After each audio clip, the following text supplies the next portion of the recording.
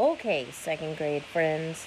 The last time we read our book together, we had started chapter 16. And in chapter 16, Darius woke up early in the morning.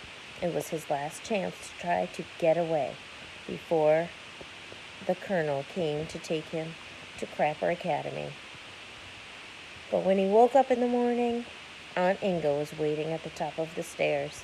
And then when she went to go get ready, so she could look beautiful, for the colonel, she set Anthony to watch Darius. But Darius knows that if he puts on the television, Anthony will zone out. So Darius had put on the television, Anthony zoned out, and Darius had just taken off. And he ran like the wind toward Dallas's house. So we'll read the rest of the chapter 16.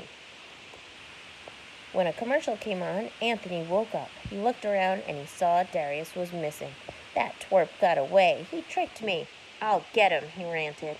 Aunt Inga came out of her bedroom half-dressed, hopping on a slippered foot while she tried to put a shoe on the other. Her hair shot out of her head at odd angles.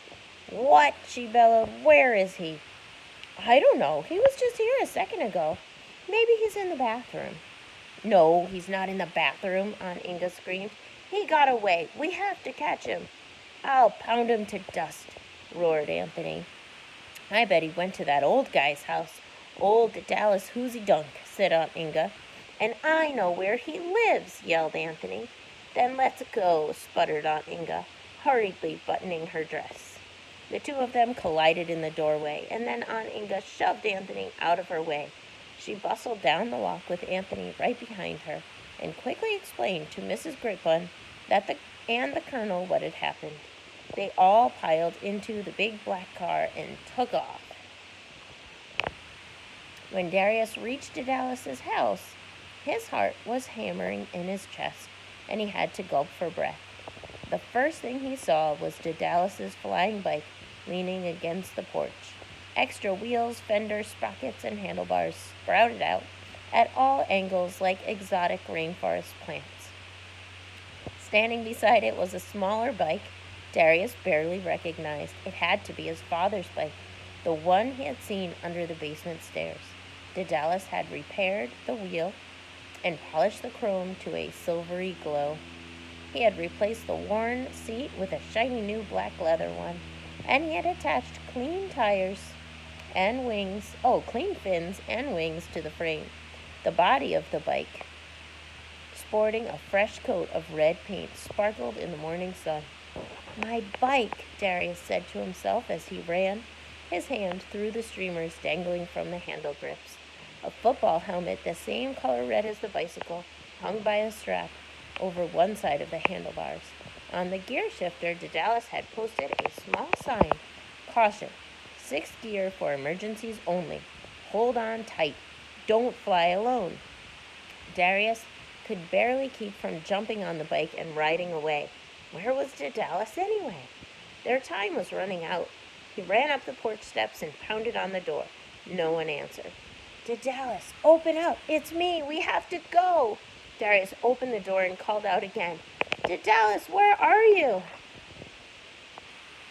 The house was silent. Darius went to the basement stairs and yelled for Dallas. Still no answer. Darius returned to the kitchen and stood by the table, wondering what to do. And then he smelled it. Memories came flooding back. He couldn't believe it. It was the distinct smell of burnt toast. Oh, who must be near if there's burnt toast? He looked at the toaster. Sticking out of it was a piece of bread, charred a dark brown. Miss Hastings is here, he shouted. Miss Hastings, Miss Hastings, he called. Walking through the house again, he ran down the stairs to the basement workspace. There was no one there. Darius started up the stairs, but something made him stop. He looked back at the wall above the workbench. The picture of the boy on the bike with the balloons on each fender caught his eye. He scampered back down the steps and pulled the picture down. He peered closely at it, then turned it over. On the back were these words. To Mr. Dallas, thanks. Love, Rudy, your flyboy. Darius flipped the picture back over. fly boy. That's what his father always called him. He put the picture on the workbench and ran upstairs. He tried to fight off a feeling of panic. Had Dallas and Miss Hastings gone off without him? We'll have to find out in chapter 17, which we'll read next.